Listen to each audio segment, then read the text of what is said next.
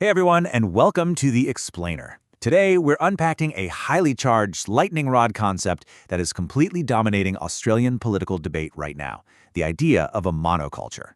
It's just a single word, right? But man, it has sparked some intense back and forth at the absolute highest levels of government. But what does it actually mean in this specific context, and why is it suddenly causing such a massive stir across the country?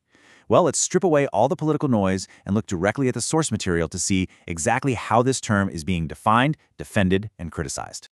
Okay, let's dive into this. Here is our completely neutral roadmap for today. 1. The monoculture debate starts. 2. Defining Hanson's monoculture. 3. The Socceroos analogy. 4. Critiquing multiculturalism. And finally, 5. The ultimate loyalty test. Section 1. The monoculture debate starts. So, let's set the stage. When Prime Minister Anthony Albanese was asked directly about this term, he outright rejected the entire premise, literally shut it down. For the Prime Minister, Australia is absolutely not a monoculture, and crucially, he argues it never has been. To back this up, he pointed to diverse community events, like a recent Assyrian function he attended in southwestern Sydney. For Albanese, the very existence of these culturally distinct, vibrant gatherings serves as living proof that a single uniform culture simply doesn't reflect the reality of the nation. It's a very clear, hard no on the concept from the very top. Meanwhile, the reaction from the opposition was, well, it was a bit different. When Shadow Treasurer Angus Taylor was asked if Australia should be a monoculture, he hesitated to embrace that specific word. He noted that there are, a lot of vague words running around, and he basically pivoted away from the term monoculture entirely. Instead, he preferred to emphasize the concept of shared, core Australian values. So right out of the gate, we have a fascinating dynamic here, the Prime Minister rejecting the word outright and the opposition carefully sidestepping it. Section 2. Defining Hanson's monoculture. Now, while other leaders distanced themselves from the term, One Nation leader Pauline Hanson leaned right into it.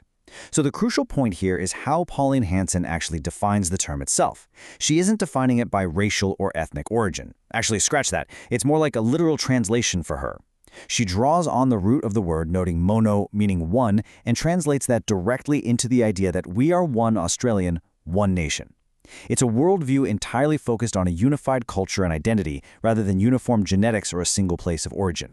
To really flesh this out, Hanson points out that Australia has welcomed migrants from an estimated 160 to 170 different nationalities. I mean, that is a massive spectrum of global diversity.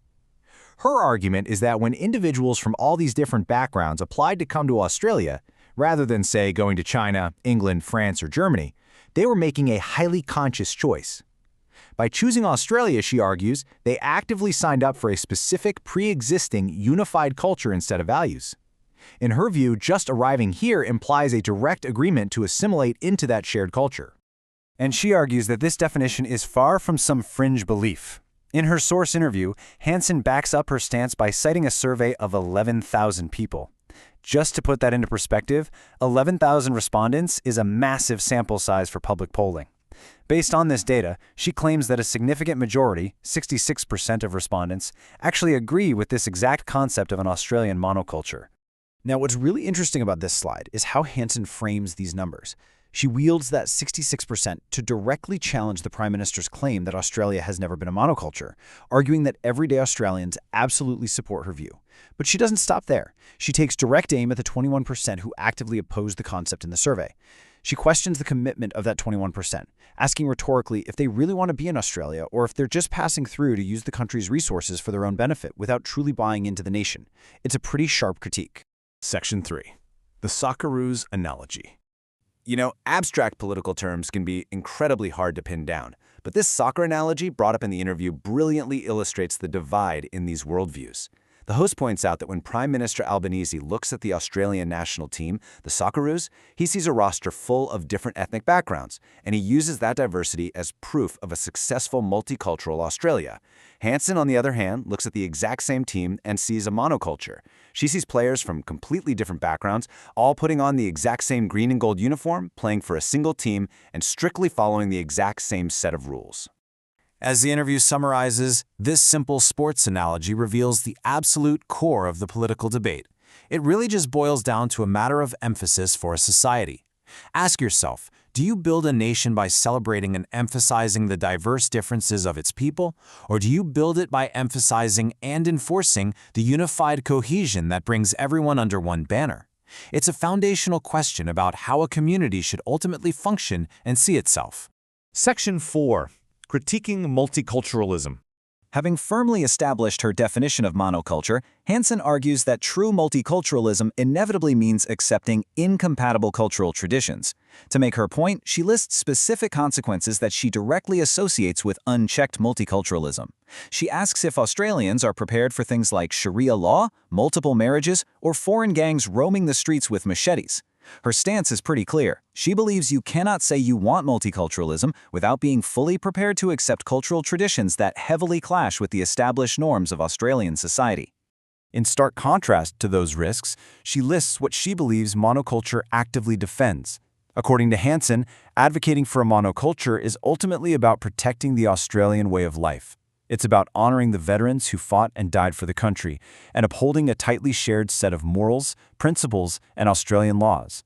For her, monoculture isn't just an abstract dictionary word. It is the necessary shield that protects these foundational elements from being watered down or diluted over time. Let's move to and see how this builds in Section 5, the ultimate loyalty test.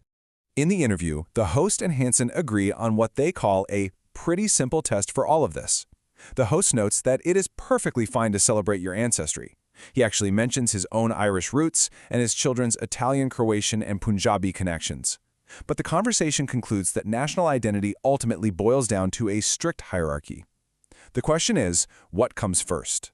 Regardless of where your family is from, are you Australian first and foremost, or are you something else first? Hanson argues that it's actually an insult to migrants to view them primarily by their cultural background, rather than just embracing them fully as Australians. And this leads directly to Hanson's final, incredibly provocative question. If war ever touched our shores, would you be prepared to go out and fight to defend this nation? It's a really heavy note to end on, but it perfectly highlights how abstract debates over words like monoculture or multiculturalism ultimately drill down to raw, fundamental questions of loyalty and national survival. When the pressure is on, what truly binds a nation together? Well, we've unpacked the source material, but the answer to that question is ultimately for you to decide. Thanks so much for joining me for The Explainer, and keep questioning the concepts shaping our world.